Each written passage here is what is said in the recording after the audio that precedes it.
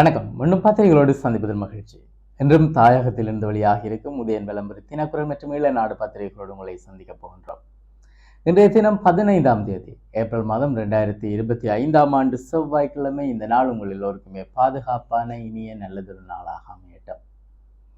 இலங்கை செய்திகளை பொறுத்தவரையிலே பத்திரிகைகளை அடிப்படையாக கொண்டு செய்திகளை வழங்கி வருகின்றோம். அந்த வகையிலே இன்றைய தினம் பத்திரிகைகளிலே பல செய்திகளுக்கு முக்கியத்துவம் கொடுக்கப்பட்டிருக்கிறது. குறிப்பாக தேசிய மக்கள் சக்தி பல்வேறு விடயங்கள் குறித்து நாங்கள் இன்று பேச இருக்கிறோம். தேசிய மக்கள் சக்தி தற்போது கூறக்கூடிய சில காரணிகள், குற்றவாளிகளை தண்டிக்க போதிய அளவு சட்டங்கள் இலங்கையில் இல்லை என்கின்ற ஒரு குற்றச்சாட்டை அவர்கள் வைக்கிறார்கள். ஆட்சியில் இருக்கக்கூடியவர்கள் அது குறித்து பல நடவடிக்கைகள் எடுக்க வேண்டும். சட்டங்களை இயற்றுகின்ற அதிகாரம் பாராளுமன்றத்துக்கு இருக்கிறது. எனவே இந்த அதிகாரத்தை பயன்படுத்தாமல் அல்லது இந்த வாய்ப்பை பயன்படுத்தாமல் நாங்கள் பேசிக்கொண்டிருப்பது அர்த்தம் இல்லை என்கின்ற விடயங்கள் சொல்லப்படுகிறது. எனவே அது குறித்து இவ்வாறான நொண்டி சாட்டுகளை சொல்ல வேண்டாம். பாராளுமன்றத்திலே சட்டங்களை இயற்றுங்கள், அதன் மூலமாக குற்றவாளிகளை தண்டியுங்கள், உங்களுக்கு தெரிந்த குற்றவாளிகளை உடனடியாக வெளிப்படுத்துங்கள் என மக்கள் இப்பொழுது கோஷம் எழுப்புவதை அவதானிக்க முடிகிறது.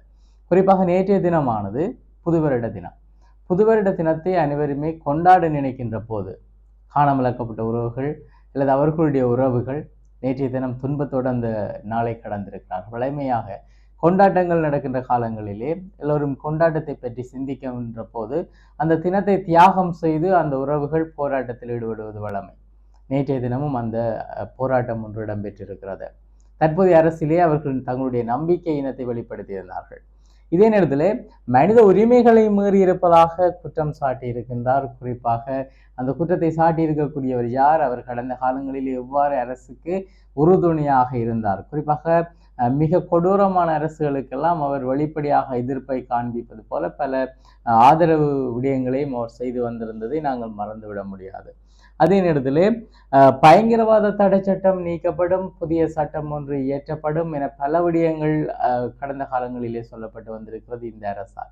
ஆனால் இதுவரை இந்த பயங்கரவாத தடை சட்டத்தை நீக்குவது தொடர்பான எந்தவித நிலைப்பாடும் இல்லாமல் இருக்கிறார்கள். அந்த சட்டத்தை பயன்படுத்தி கைதுகளும் தற்போதைய அரசாங்கம் மேற்கொண்டிருந்தது. இப்பொழுது அது தொடர்பாக பேசப்படுகிறது.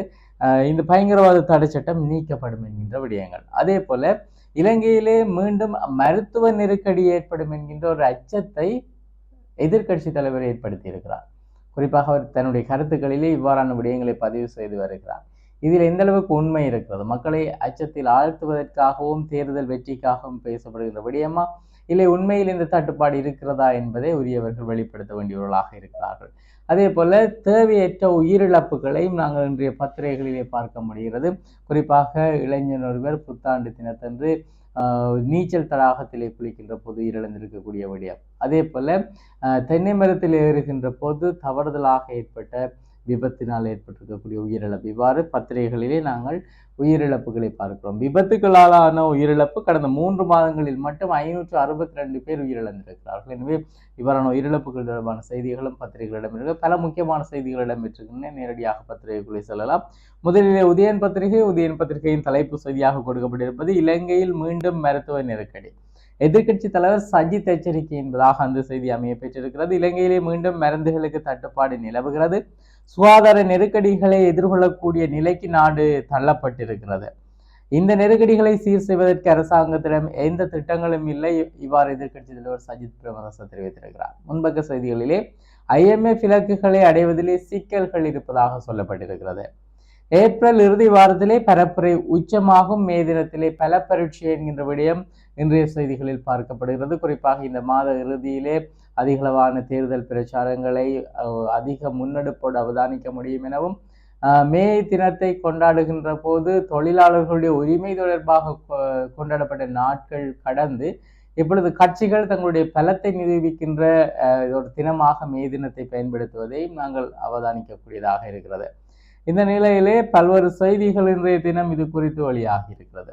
வடக்கிலே இன்று அனல் அடிக்கும் என சொல்லப்பட்டிருக்கிறது. அதாவது வெப்பநிலை அதிகளவாக வடக்கிலே உயர்ந்து இருக்கும் எனவும், எனவே இந்த வெப்ப நேரத்திலே வெளியிலே நடமாடுவதை தவிர்க்குமாறும் சொல்லப்பட்டிருக்கிறது. குறிப்பாக உச்சம் பெறும் அல்லது பாதிப்பை ஏற்படுத்தும் வகையிலே இந்த வெப்பத்தினுடைய அளவு இருக்கும் என சொல்லப்படுகிறது. மக்கள் இது குறித்து அவதானமாக இருக்க வேண்டும். ஈஸ்டர் தாக்குதலின் சூத்திரதாரி சாகுறான், IMF அறிக்கை என்கின்ற விடயம் சொல்லப்பட்டிருக்கிறது. தென்னியால் விழுந்து உயிரிழந்திருக்கக்கூடிய ஒரு இழப்பு தொடர்பாக பதிவாகி இருக்கிறது. கல்வியங்காட்டை சேர்ந்திருக்கக்கூடிய சின்னத்துறை ரவி, அவருக்கு 44 வயது, அவரே இவ்வாறு உயிரிழந்திருக்கிறார். இந்த வருடம் 7,78,843 சுற்றுலாவிகள் இலங்கைக்கு வந்திருக்கிறார்கள். மிக சிறந்த செய்தி. இதன் மூலமாக பெரும் ஒரு வருமானத்தை இலங்கை பெற்றிருக்கிறது. நீச்சல் குளத்தில் மூழ்கி உயிரிழந்திருக்கக்கூடிய ஒரு துயர செய்தி. இது வவுனியா தவசிகுளம் பகுதியில் உள்ள நீச்சல் குளம் ஒன்றில் குளித்துக் கொண்டிருந்த இளைஞர் நீரில் மூழ்கி உயிரிழந்திருக்கிறார். நேற்று மாலை இந்த துயர சம்பவம் இடம்பெற்றதாக அந்த செய்தியில் குறிப்பிடப்பட்டிருக்கிறது. வீதியோரமாக நின்றவரை பலியெடுத்த மோட்டார் சைக்கிள் என்கின்ற ஒரு செய்தி பார்க்க முடிகிறது. வீதியோரமாக நின்று கதைத்து கொண்டிருந்தவர் மீது அதிவேகமாக வந்த மோட்டார் சைக்கிள் மோதியதிலே அவர் பரிதாபமாக உயிரிழந்திருக்கிறார். வல்வெட்டித்துறை ஆதிகோவில் பகுதியைச் சேர்ந்த ரெட்ட வடிவேல் ரவீந்திரன் வயது 65 என்பவரை இவ்வாறு உயிரிழந்திருக்கிறார்.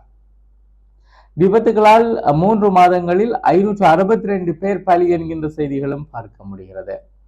போதைப் பொருள் கடத்தலை முறியடிப்பதற்கு நடவடிக்கை என்கின்ற செய்திகளும், தற்போதைய அரசிலும் நம்பிக்கையை இழந்துவிட்டோம், காணாமலாக்கப்பட்டோரின் உறவுகள் நேற்று போர் என்கின்ற செய்திகளும் பார்க்க முடிகிறது.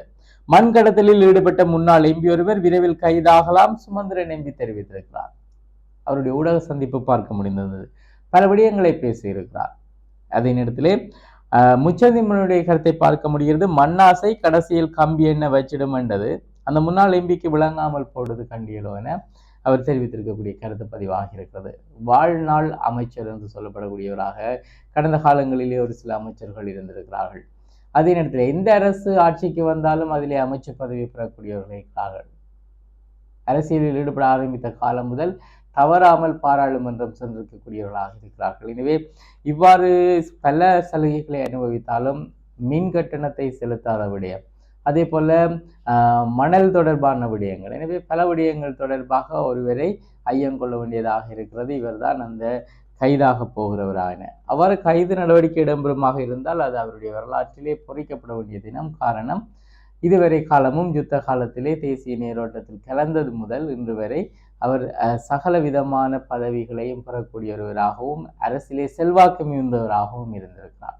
எனவே பார்க்கலாம் என்ன விடயங்கள் எதிர்காலத்திலே நடக்கப் போகிறது. இதனிடத்திலே உதயன் பத்திரிகையினுடைய உட்பக்க செய்திகளில் நாங்கள் பார்க்கக்கூடியது, தற்கொலை தாக்குதல் சூத்திரதாரி சஹ்ரான் IMF அறிக்கையில் உறுதியாகி இருக்கிறது. IMF இலக்குகளை அடைவதிலே நெருக்கடி என்கின்ற விடயம் சொல்லப்பட்டிருக்கிறது. குறிப்பாக தந்தை செலுத்திய லொரியிலே சிக்கொண்டு உயிரிழந்திருக்கக்கூடிய அவருடைய குழந்தை தொடர்பான ஒரு துயர செய்தியும் பார்க்க முடிகிறது. விபத்தில் உயிரிழப்பு நாட்டில் அதிகரித்திருக்கிறது. 3 மாதங்களில் 562 பேர் இவ்வாறு உயிரிழந்திருக்கிறார்கள். எனவே அவை சார்ந்த விடயங்களையும் இன்றைய பத்திரிகைகளிலே பார்க்க முடிகிறது. அரசாங்கத்தை பாதுகாப்பதற்கு முயல்கிறார் அடைக்கலநாதன், கஜேந்திரன் குற்றச்சாட்டு என்கின்ற விடயம் சொல்லப்பட்டிருக்கிறது. அண்மைய நாட்களிலே அடைக்கலநாதன், அதாவது செல்வம் அடைக்கலநாதன் அவர்கள் குறைத்து பல்வேறு விமர்சனங்களை அவதானிக்க முடிகிறது. வவுனியாவில் 1500 சிங்கள குடும்பங்களை குடியமர்த்த முயல்கிறார்கள். இதை சுட்டிக்காட்ட முதுகெலும் பெற்ற அடைக்கலநாதன் வரவு செலவு திட்டத்தின் நன்மைகள் இருக்கிறது என கூறி அதை ஆதரித்திருக்கிறார். சர்வதேச சமூகத்தின் முன்பாக அரசாங்கத்தை பாதுகாக்க முயற்சிக்கிறார் என்று தமிழ் தேசிய மக்கள் முன்னணியின் பொதுச் செயலாளர் கஜேந்திரன் தெரிவித்திருப்பதாக அந்த செய்தி நகர்கிறது. சங்குக்கு வாக்களித்தால் மன்னாரை முன்னேற்றலாம் என்கின்ற ஒரு கருத்தை ஒரு சங்கு ஆதரவாளர் தெரிவித்திருக்கக்கூடிய கருத்தாக பார்க்க முடிகிறது. அதே நேரத்திலே பல முக்கிய செய்திகளை இன்றைய தினம் பார்க்க முடிகிறது. ஏற்றுமதிகளை நிறுத்திய சீனா அடிவாங்குமா அமெரிக்கா என்கின்ற செய்தி சொல்லப்பட்டிருக்கிறது. அமெரிக்காவுக்கு கனிமங்கள், உலோகம், காந்தம் உட்பட பல்வேறு ஏற்றுமதி செய்வதை சீனா நிறுத்தி இருப்பதாக சொல்லப்பட்டிருக்கிறது. சீனா மற்றும் அமெரிக்காவுக்கு இடையிலான இந்த வர்த்தக போர் உச்சத்தை தொட்டிருக்கிறது என்றே சொல்லிவிட முடியும். வலமுறை பத்திரிகையை பார்க்கலாம். தலைப்பு செய்தியாக கொடுக்கப்பட்டிருப்பது, மக்கள் உரிமையை அனுர அரசு மீறியிருக்கிறது, எதிர்க்கட்சி தலைவர் சஜித் தெரிவித்திருக்கிறார். இலவச மருத்துவம் என்ற மக்களினுடைய உரிமையை கூட தற்போதைய அரசாங்கம் மீறியுள்ளதாக எதிர்க்கட்சி தலைவர் சஜித் பிரேமதாச தெரிவித்திருக்கிறார். ஜனாதிபதி, பாராளுமன்ற உறுப்பினர்கள் மீது நம்பிக்கையை முழுமையாக இழந்துவிட்டோம், புத்தாண்டு போராட்டத்திலே ஈடுபட்ட உறவுகள் தெரிவித்திருக்கிறார்கள். முல்லைத்தீவு உளவு இயந்திரப்பட்டி தடம்புரவு நேர்த்திக்கடனை நிறைவேற்றி சென்ற இளைஞர்கள் 2 காயமடைந்திருக்கிறார்கள். வடக்கில் இன்று வெப்பம் அதிகரிக்கும் என்கின்ற விடயம் சொல்லப்பட்டிருக்கிறது. 3 மாதங்களில் சுற்றுலா மூலம் 1.12 பில்லியன் வருமானம் கிடைத்திருக்கிறது. வெளிப்படையாகவே தேர்தல் விதிமுறைகளை அனுர அரசு மீறுகிறது, MA சுமந்திரன் குற்றச்சாட்டு என்கின்ற விடயம். பயங்கரவாத தடை சட்டம் விரைவில் நீக்கப்படும், பிரதமர் ஹரணி தெரிவித்திருக்கக்கூடிய விடயம்.